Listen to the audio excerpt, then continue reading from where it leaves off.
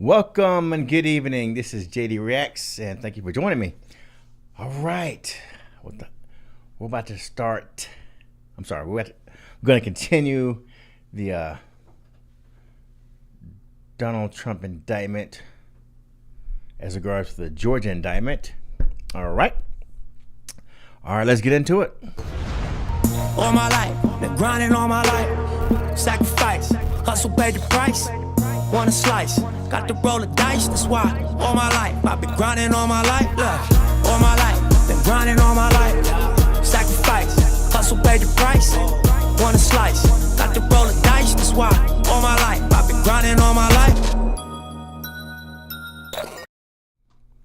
All right, let's get into it. Let me remove this. All right, we're going to start with Act 39. Part 2. Here we go. On or about the 7th day of December 2020, John Charles Eastman sent an email to Rudolph Giuliani with an attached memorandum titled "The Real Deadline for Settling a State's Electoral Votes." The body of the email stated, "Here's the memo we discuss." The memorandum was written by Kenneth Chesebro to James R. Tropis, an attorney associated with the Trump campaign, and advocates for the position that Trump presidential elector nominees in Wisconsin should meet and cast electoral votes for Donald Trump on December 14, 2020, despite the fact that Donald Trump lost the November 3rd, 2020 presidential election in Wisconsin. This email was an overt act in furtherance of the conspiracy. All right, Act 40. On or about the 7th day of December 2020, Donald John Trump requested that Bill White, an individual associated with the Trump campaign, then residing in Fulton County, Georgia, provided him with certain information, including contact information for Majority Leader of the Georgia Senate, Mike Dugan, and President pro tempore of the Georgia Senate, Butch Mitchell. The following day, White sent an email containing the requested information to Rudolph William Giuliani, unindicted co-conspirator individual 5, whose identity is known to the grand jury and others. This request was an overt act in furtherance of the conspiracy. Let me hold on.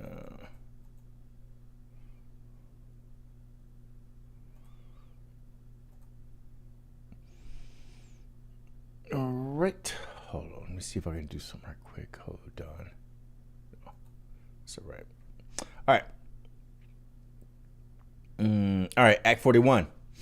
On or about the 7th day of December 2020, Giuliani placed a telephone call to Speaker of the Georgia House of Representatives, David Ralston, and discussed holding a special session of the Georgia General Assembly. This was an overt act and furthers a conspiracy. Yeah. All right. Act 42. On or about the 7th day of December 2020, Donald Trump committed the felony offense of solicitation, a violation of oath by a public officer in violation of OCGA 16-4-7 and 16-10-1 in Fulton County, Georgia, by lawfully soliciting, requesting, and opportuning Speaker of the Georgia House of Representatives, David Ralston, a public officer, to engage in conduct constituting the felony offense of violation of oath by a public officer, OCGA 16-10-1, by calling a special session of the Georgia General Assembly for the purpose of lawfully appointing presidential electors from Georgia and willful and intentional violation of the terms of the oath of said person as prescribed by law, with intent that said person engage in said conduct. This was an overt act in furtherance of the conspiracy. All right, hold on. Let's go to Act number 43. All right, Act number 43. All right, on about the 8th day of December 2020, Donald Trump placed a telephone call to Georgia Attorney General Chris Carr for the purpose of making false statements concerning fraud. Stupid. On November 3rd, 2020, presidential election in Georgia and elsewhere. During the phone call, Donald Trump asked Carr not to discourage other state attorney generals from joining a federal lawsuit by the state of Texas. That's a conspiracy. Yep. Stupid. Consisting the administration of the November 3rd, 2020 presidential election in Georgia, Michigan, Pennsylvania, and Wisconsin is an overact in furtherance of the conspiracy. All right, Act 44. On or about the 8th day of December 2020, Donald Trump and Charles Eastman placed a telephone call to Republican National Committee Chairman Ronna McDaniel to request her assistance gathering. Oh, wow. All right, hold up. Let me see something. All right, it says, so Charles Eastman placed a phone call, which is a conspiracy. And the reason why, ladies and gentlemen, that Ronna McDaniel is not on this indictment, take a wild guess why she's not on this indictment. It's because she's cooperated. She's like, hell no, I ain't trying to go to jail for Trump. So, here you go. Placed a phone call to Republican National Committee Chairwoman Ronna McDaniel to request, which is Mitt Romney's niece, to request her assistance gathering certain individuals to meet and cast electoral votes for Donald Trump on December 14, 2020 in certain states, despite the fact that Donald Trump lost the November 3rd, 2020 presidential election in those states, is an overact in furtherance of the conspiracy. All right, Act 45. On or about the 8th day. Oh, all right. Before I talk Act 45, let me take a break right quick. Hold on. Just a second. Hold on.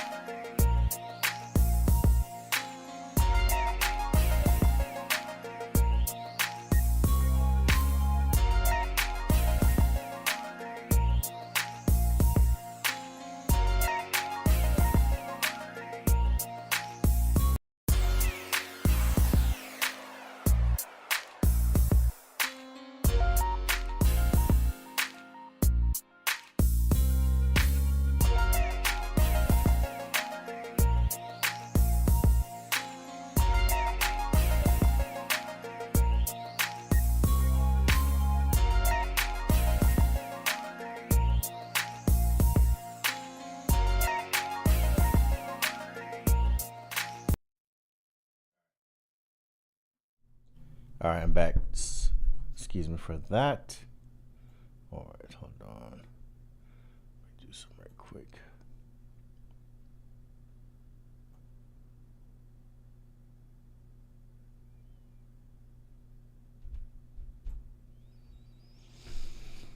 Okay, I see. All right. Let's see. All right, Act 45. On or about the 8th day of December 2020, Michael A. Roman sent a text message to unindicted co-conspirator individual 4, whose identity is known to the grand jury, that he had spoken to Misty Hampton and asked unindicted co-conspirator individual 4 to get Misty Hampton to attend the hearing before the Georgia House of Representatives Governmental Affairs Committee on December 10th, 2020. This is an overt act of furtherance of the conspiracy. All right.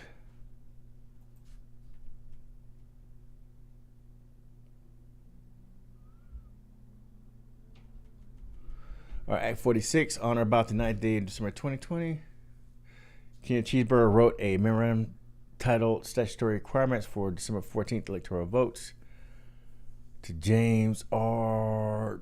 Troupis, an attorney associated with the Trump campaign.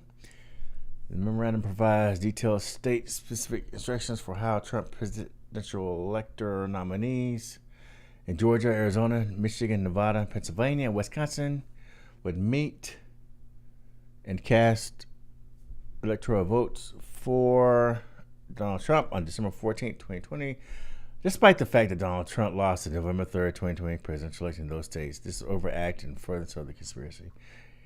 Here's the thing, ladies and gentlemen. He lost because they announced it. I remember clear as day.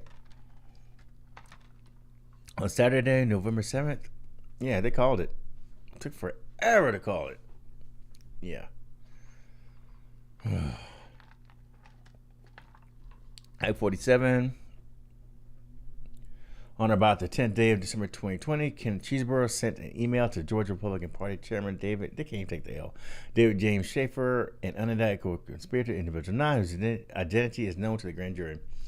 Ken Cheeseburger stated in the email that certain individuals associated with the Trump campaign asked him to help coordinate with the other 5 contested states to help with logistics of the electors in such states, hopefully joining and casting their votes on Monday. This is overact and furtherance of the conspiracy. Act 48. On or about the 10th day of December 2020, Keith Cheeseburger sent an email with attached documents to David J. Schaefer, an unindicted co-conspirator, individual 9, individual 10, and individual 11, whose identities are known to the grand jury.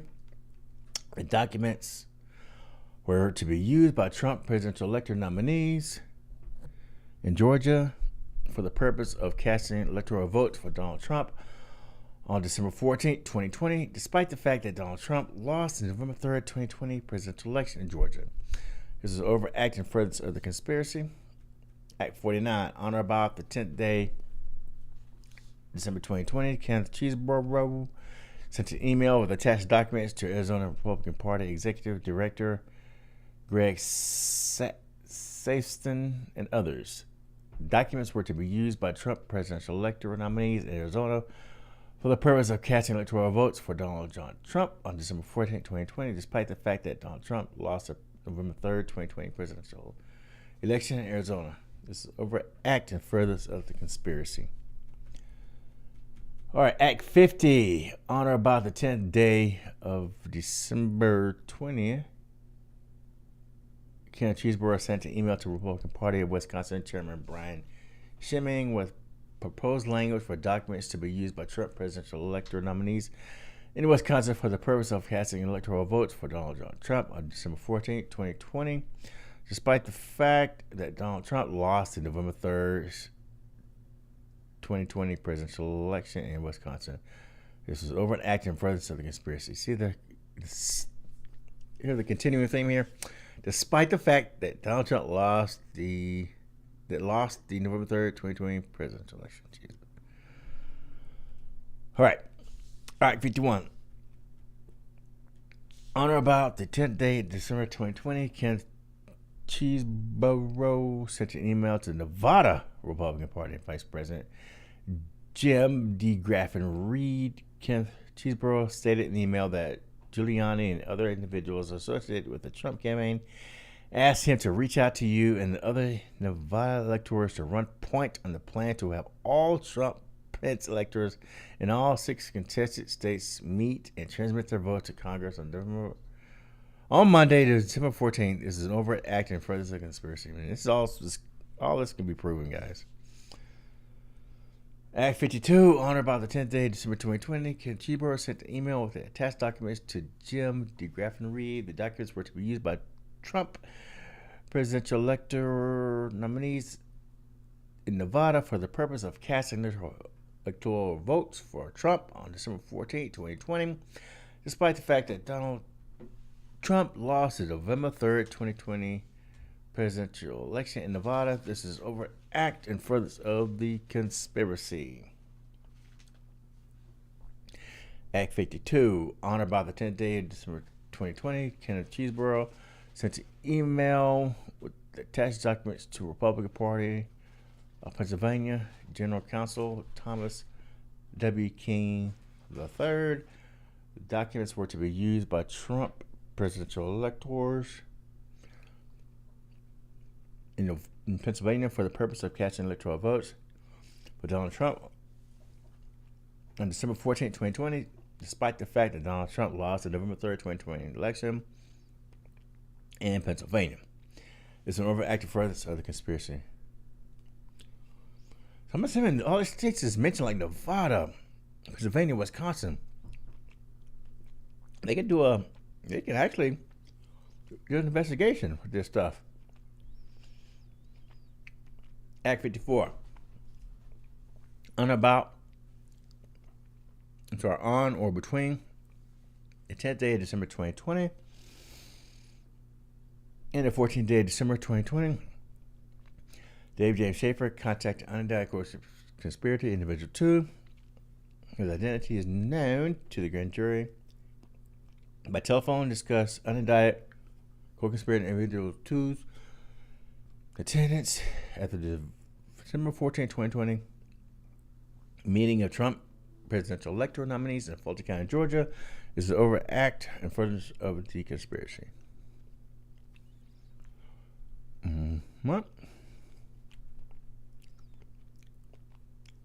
Act 55. On or about the 10th day of December 2020, Giuliani, Ray Stallings, Smith committed the felony offense of solicitation of violation of oath by a public officer and in violation of OCGA 16-4-7 and 16-10-1 in Fulton County, Georgia, unlawfully soliciting, requesting, and opportuning certain public officers and serving as elected members of the Georgia House of Representatives and present at a House Governmental Affairs Committee meeting, including Representatives Shaw Blackman, John Burns, Barry Fleming, Todd Jones, B.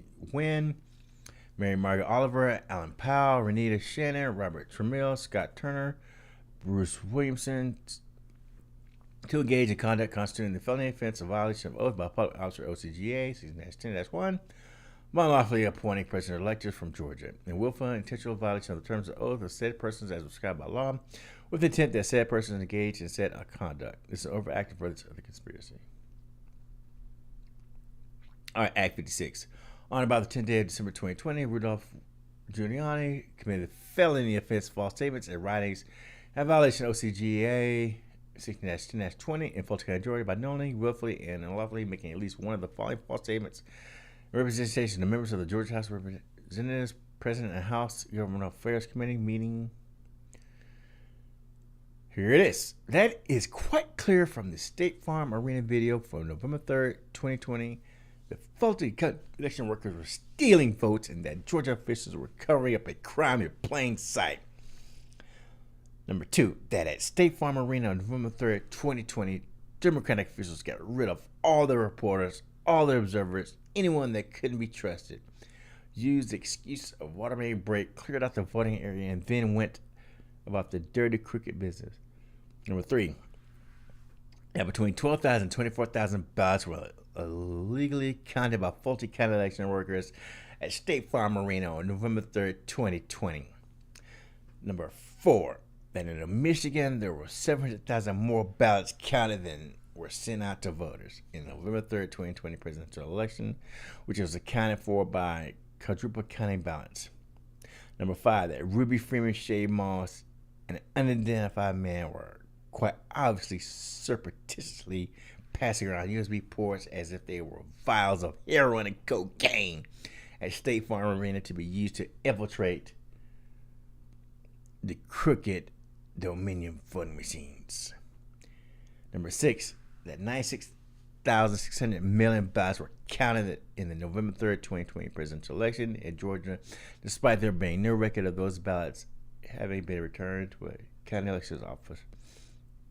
Said statements being within the jurisdiction of the Office of the Georgia Secretary of State and Georgia Bureau of Investigations, departments and agencies of state government and county and city law enforcement agency. This is an act of racketeering activity under OCGA 16-14-35A 22 and overact furtherance of the conspiracy. Act 57. On or about the 11th day of December 2020, Dave James Schaefer reserved room 216 at the Georgia State election and county. Let me read that again. Act 57. On or about the 11th day of December 2020, Dave James Schaefer reserved room 216 at the Georgia State Capitol in Fulton County, Georgia for the December 14th, 2020 meeting of Trump presidential electoral nominees in Fulton County, Georgia. This is an overact and further the conspiracy. Act 58.